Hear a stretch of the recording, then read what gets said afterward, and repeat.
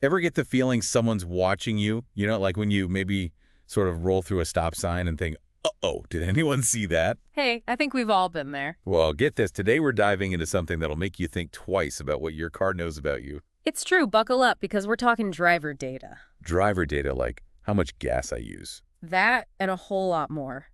A 2023 study found every major car brand is collecting mountains of data on drivers, way more than anyone realizes. Okay, I mean, some of that's got to be for, like, making sure the car actually runs right. Sure, some data is essential, engine stuff, safety features, but what we're seeing now, it's like Big Brother took the driver's seat. Cars are practically computers on wheels, right? Sensors, cameras, internet, the whole shebang, they're logging everything. Wait, cameras?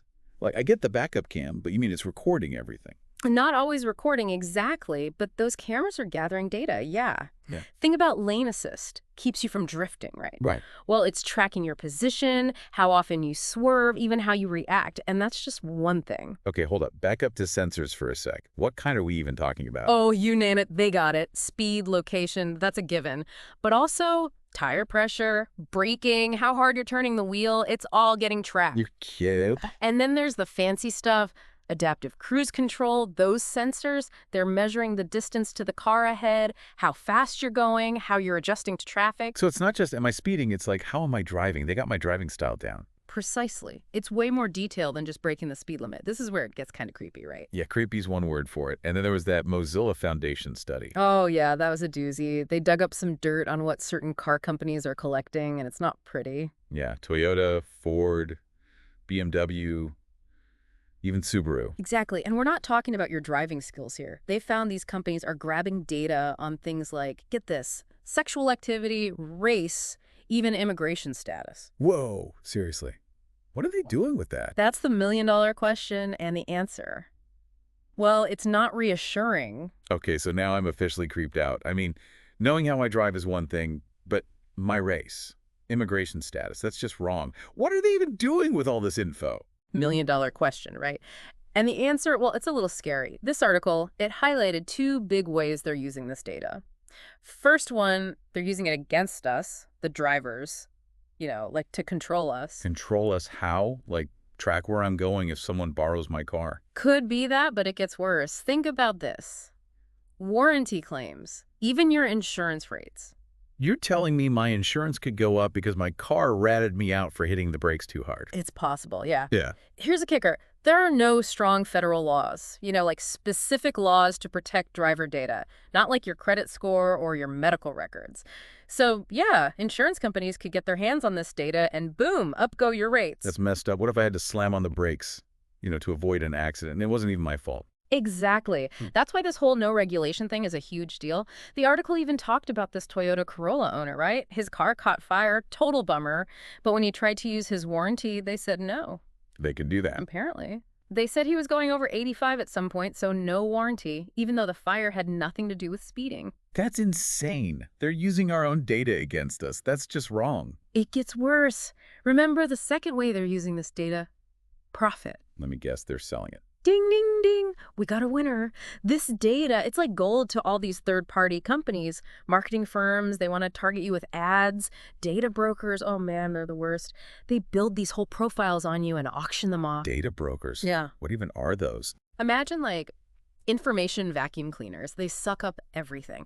Websites you visit, what you do on social media, what you buy online, and now your car. They package it all up, all nice and neat, and sell it to whoever's buying, which often means, yep, you guessed it, insurance companies.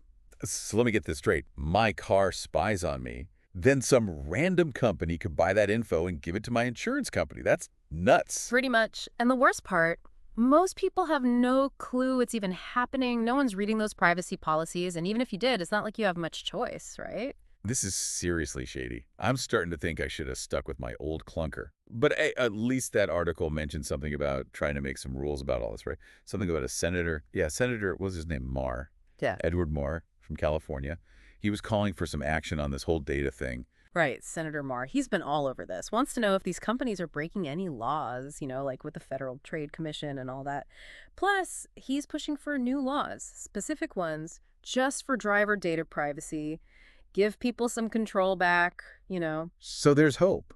What would these new laws actually do? Well, one big thing is transparency.